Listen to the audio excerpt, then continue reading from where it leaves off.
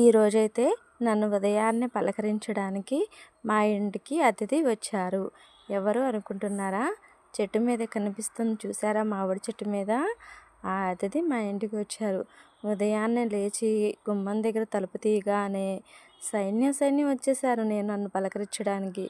సరే, వాటిని ఇబ్బంది పెట్టడం ఎందుకులే అని నేను పక్కకు వెళ్ళా. అయితే బకెట్ నీళ్లు పక్కన పెడితే ఆ బకెట్ నీళ్ళు ఎలా చేసేసినాయి చూసారా.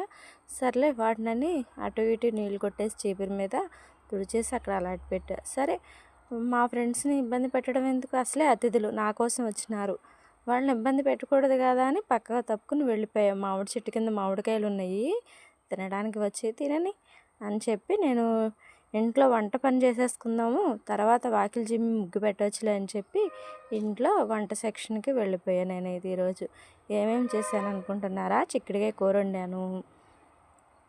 చిక్కుడుకాయ కూర వండుకుని బాక్సులు కట్టేసుకున్న చిక్కుడుకాయ కూర, రైసు, పాలు, వేడి నీళ్ళు, అంతే. సింపుల్, హడావిడి లేదు. టిఫిన్ సెక్షన్ లేదా అక్క అనుకోవచ్చు, టిఫిన్ సెక్షన్ అయితే లేదు. ఎందుకనంటే రాత్రి కూర అందరూ చూసే ఉంటారు నా వీడియో, అందువల్ల టిఫిన్ సెక్షన్ లేదు.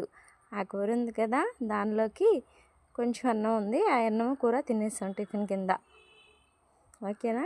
సూర్యదేవుడు అయితే నేను ఉదయం లేచినప్పటికీ సూర్యదేవుడు రాలేదు కదా అని చెప్పి సూర్యదేవునికి నమస్కారం చేసుకోలేదు. ఇక పొయ్యి మీద అవి చిక్కుడుకాయ ముక్కలు, నాకు వేడి నీళ్ళు పొయ్యి మీద పెట్టేసుకుని నేను సరే మనము టైం వేస్ట్ చేస్తే లేట్ అయిపోతుంది కదా అని చక్కగా ఏం చేసేసాను, పొయ్యి కూడా మంట పెట్టేశా. అంటే వేడి నీళ్ళు కాగాలి కదా, వేడి నీళ్ళకి అప్పుడే సూర్యదేవుడు దర్శనం ఇచ్చారు. మీకు కూడా సరే సూర్యదేవుడు నమస్కారం చేసుకోండి అందరూ సూర్యదేవునికి. చిన్న బాటకం ముగ్గు వేసుకుని చిక్కుడుకాయ కూర హెమ్మీగా ఉంది కదా. చిక్కుడుకాయ కూర, రైసు చక్క బాక్సులు కట్టేసుకుని తర్వాత మా మందార చెట్టు చూసారా, అవి నా కోసమే పూజ చేసుకోవడానికి చక్కగా చెట్టు నిండా పూలు పూసినవి. తర్వాత గిన్నెలు కడిగేసుకుని పక్కన పెట్టుకున్నా.